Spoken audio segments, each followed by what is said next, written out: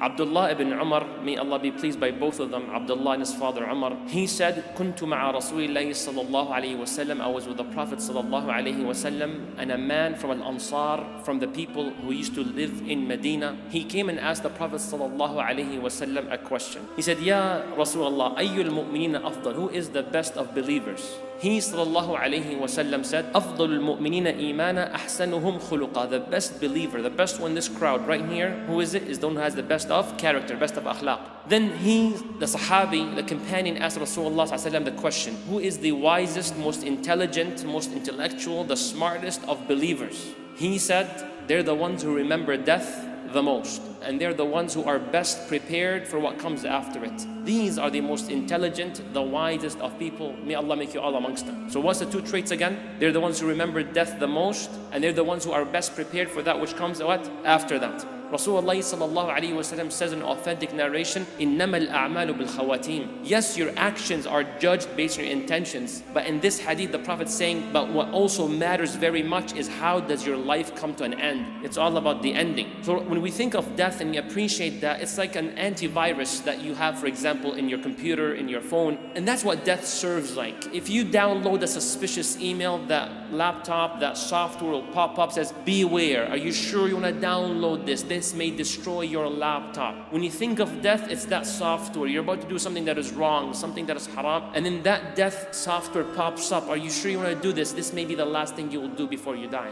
So this is how it works. And also in the good way as well. Death motivates you not to stay away from the haram, but it motivates you to do that which is good, correct? You know, life is short. Khalas, bismillah, all going to be accounted by Allah subhanahu wa ta'ala. Let me do these few deeds. Wallahi, maybe that's the deed that will get me to Jannah. Yes or no? So that's how death works on both angles. May Allah make you and I remember death often in a wise way, the way the Prophet Muhammad sallallahu alayhi wasallam has taught us. Look what he said as well. And he used to speak about death often. Yes or no? A lot. One hadith he says, repeatedly, frequently remember death, the destroyer of pleasures. Remember that often. Then he says two things about it. He says, whenever you remember death, when things are very hard on you, pressure, hardship, difficulty, and you remember death, the Prophet ﷺ said, reminder will bring you ease. Allahu Akbar, yes or no? Because no matter how painful it is, it will soon come to an end, inshallah. And I pray to Allah that whatever comes next is not worse than it. And he said, never do you live moments of ease and pleasure and luxury, except that you should remember death. Why? Because it will tighten things up for you. Allahu Akbar. It makes you look at things with the right perspective. Are you guys with me? You get that promotion, you get that salary, you get that scholarship, you get that marriage, you get that child. You have to realize that it will all come to an end. Whether it was ease or hardship, it's all about remembering death. One time, Al-Bara ibn Azib, a wonderful Sahabi, he said, we were with Rasulullah sallallahu alayhi wasallam. We were with him, and all of a sudden, we saw a group of people on the side gathered. So the Prophet says, عَلَى مَا اجْتَمَعَ هَؤُلَاء. Why are these people gathered? Then the Sahaba said, Ya Rasulullah, these other people there are gathered عَلَى قَبْرٍ يَحْفُرُونَهُ. They're digging a grave. So Al-Bara says, the moment we said that to the Prophet sallallahu alayhi wasallam, the Prophet sallallahu alayhi wasallam left us immediately and he rushed. Didn't walk, didn't jog. He ran to that other group that was, what were they doing? Digging the grave. So Al-Bara says, in the Prophet sallallahu alayhi wasallam, he fell on his knees right in front of the grave and he was just looking at it, staring at it. Al-Bara said, and I came and I was looking at him and he was crying and crying until the actual sand under the Prophet was wet. Like, how much do you have to cry to make the ground wet? But that's how much he cried. Then when that moment ended, he looked at the Sahaba. He said, Ya ikhwani, brothers, Ya ikhwani, لِمِثْلِ هَذَا الْيَوْمِ فَأَعِدُّوا. لِمِثْلِ هَذَا فَأَعِدُّوا. For that be prepared, for that be prepared, for that be prepared. So are we prepared? So one time I went to a masjid and they have like a youth room, like computers, laptops, PlayStation, etc. So then I saw, it was one brother by himself and he was looking at something he's not supposed to look at, something haram basically. And it was not like extremely haram what I'm referring to. It was actually some like social media, but the pictures of the opposite gender, not really dressed modestly at all. And I, from what I know, and Allah knows best, I don't praise on Allah's behalf, I felt that brother has khair in him. And Allah knows best. So I came so slowly, behind his back, slowly. Then I hugged him from the back, and I said, if I was the angel of death, are you ready to go? The brother said, La wallahi, I'm not ready. Wallahi, I'm not ready. No way.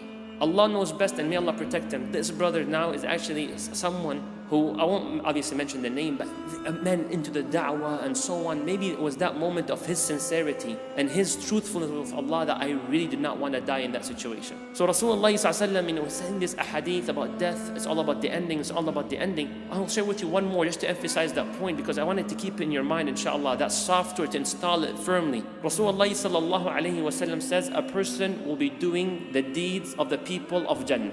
The deeds of who? People of Jannah. Until between them and death is an arm length. Khalas, death is about to come, it's almost over. But right before they die, they do the deeds of the people of who? Hellfire. So the Prophet ﷺ, with no hesitation, he says, then that person enters hell. All these years, remember, it's all about the ending. Perhaps another hadith tells you that they were not sincere throughout their lives. The other part of the hadith, Rasulullah ﷺ says, and a man will be doing the deeds of the people of hellfire. Sin after sin, sin after sin, major after major. Allah knows best what exactly they did, until between them and death. Death is right here. They're about to approach death. Between them and death is an arm length, but then they end up doing the deeds of the people of Jannah. And where do they go? Jannah. You know, there's this brother in which he rushed into an Islamic center in Brooklyn, New York. And all of a sudden he said, I want to become a Muslim, I want to become a Muslim, I want to become a Muslim. They said, what's your story? He said, don't ask me questions, just tell me how to accept Islam. What's the procedure? So they said, go take a shower. So he went, took a shower, came back. What next? Say Shahada, Ashhadu an la ilaha illallah, Ashhadu anna Muhammad Rasulullah. Okay, how do I pray? That's how you pray, and you start praying. Allahu Akbar. First day, prayed all 5 daily prayers. Second day, prayed all 5 daily prayers. Third day, after Maghrib Salah, a brother who's been a Muslim for a long time sees that new Muslim, and he looks at him and he says, tell me your story, I beg you, because the way you pray, the passion you seem to have, you are crying, you're so into it. Allah knows best, but I feel so humbled by your presence. And you, Muslim, for a few days, you're at that level, and I've been a Muslim for all my life, I don't experience that. So what's your story? So he said, throughout my life, I wasn't really a Muslim, learning about religions, all sorts, whether Christianity, Judaism, Islam, etc. And then I knew for a fact that there is a creator, but I didn't know what system, what religion to follow. So I searched and I searched. I went by a library and I read some books about Islam. And there's one thing that really got me is how Allah subhanahu wa ta'ala says in the Quran, لَقَدْ كَفَرَ الَّذِينَ قَالُوا, they have disbelieved those who say Allah is one of three. And in another verse, لَقَدْ كَفَرَ الَّذِينَ قَالُوا, they have disbelieved those who say that Allah has a child. May Allah protect us, right? So he said, that's exactly how I feel. It makes no sense. There's one creator, he's the one and only, that has no children, no parents, no partners, no associates. This is perfectly it. He said, on that night, I still didn't say Islam is the truth, but it made a lot of sense to me. So on that night, I cried and I cried and I cried and I cried, prayed to Allah, guide me to the truth, whatever it is, just show me the truth. He said, I slept, brother. In my dream, I saw Isa alayhi salam, Jesus. He looked at me and he says, follow Muhammad, follow Muhammad, follow Muhammad. Then he said, then I woke up and then I rushed to the masjid. And that's why, if you remember, when I rushed to the masjid, anyone ask questions, tell me how to become a Muslim, move on. So this is what the Prophet teaches you and I. He says in an authentic narration, sallallahu alayhi wasallam, he says, don't be too impressed by someone's action until you see how their life comes to an end. Allahu Akbar. Let's move on. Let's move on with the story. So he said, I had this dream, follow Muhammad. I came back to the center, and that's how I accepted Islam. He's like, Allahu Akbar, beautiful. Now what salah was that? They just finished. Maghrib. Adhan for Isha comes. The Imam, Allahu Akbar, Alhamdulillahi Rabbil Alameen. And the brother, new Muslim, with a group of people in the congregation, first row. The brother swears by Allah, the one next to him, he says, we went then to the first sajda, first prostration. And then the Imam says, Allahu Akbar, to sit from that sajda. But the brother's still doing prostration. Then we went back to the second sajda, and the brother's still in the first one. We went to the second rak'ah. The brother's in the first sajda. Third rak'ah, fourth rak'ah. Assalamu alaikum rahmatullah, Assalamu alaikum rahmatullah. That brother's where? First sajda in the first which rak'ah? First rak'ah. So the Imam and the brothers, they thought he's very exhausted, he's sleeping. So the Imam called him, brother so-and-so, brother so-and-so. No response. So he asked the one next to him, you know what, just, nudge him a little bit. So when he moved him, he fell and he was pronounced dead right then and there. Allah knows best his sincerity, Allah knows best, but these endings are not given to anybody. There's another one, there's a ship that left Egypt, it was like a cruise, it's called Salim Express. And the brother who was on the ship tells us a story. He says the ship went through some issues and it was sinking, and then the husband, he went to the cabin, ran, and he saw his wife. He's like, leave everything and run for your life, the ship is sinking. He says, come, leave.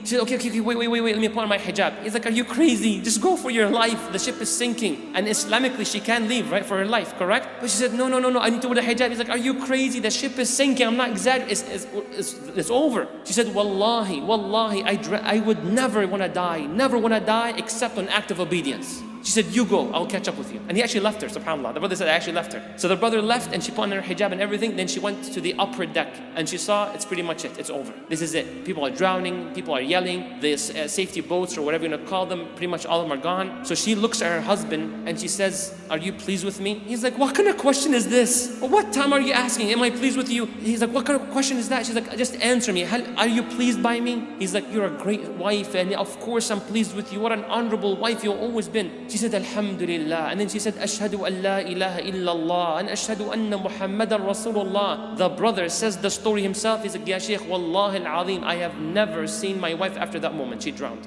An ending doesn't give it to anybody. It's all about the ending. It's all about the ending. Allah knows her past, but it's all about the ending. May Allah grant us a beautiful lives and beautiful death. Then you have another one in which also a brother living in an apartment building, student of knowledge. You have that sometimes where your apartment or your house is very practicing, but your neighbor is completely not, right? May Allah guide us all, Ameen Rabbil Alameen. So that's how his situation. He said, I used to have this neighbor, upper level. We have the balcony. Whatever he plays in music and stuff like that, I can hear it. It gets really irritating. I spoke to him about Islam, Muslim family, gave him da'wah, nothing.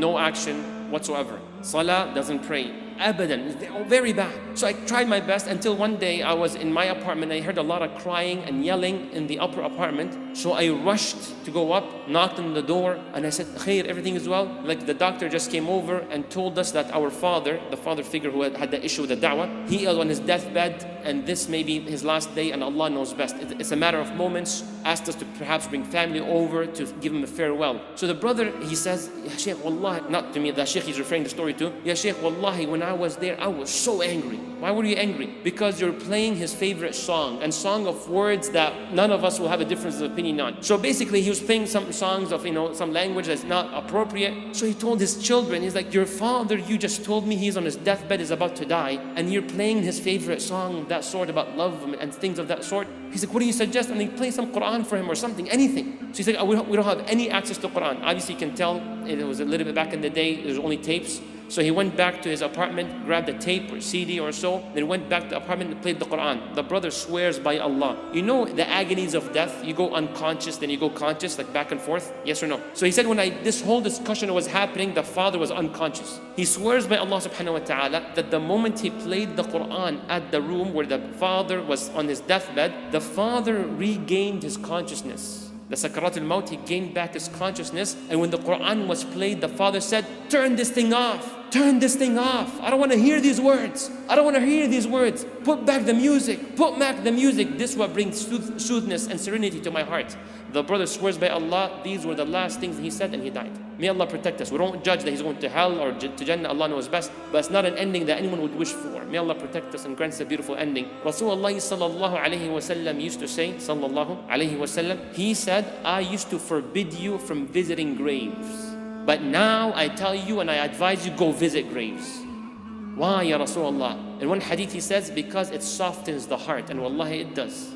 May Allah grant us a heart that can be softened. And it brings tears to the eyes. It gives perspective of this life. So go visit the graveyards. I want to add one thing to that. Go beyond janazas. No, just go there when you're the only one in the graveyard. And go to the Muslim graveyard and say, Assalamu Alaikum. And you say the dua, etc. And you go see. One time I visited the grave and wallahi, the thing that got me the most was the one who was born the same year I was born in.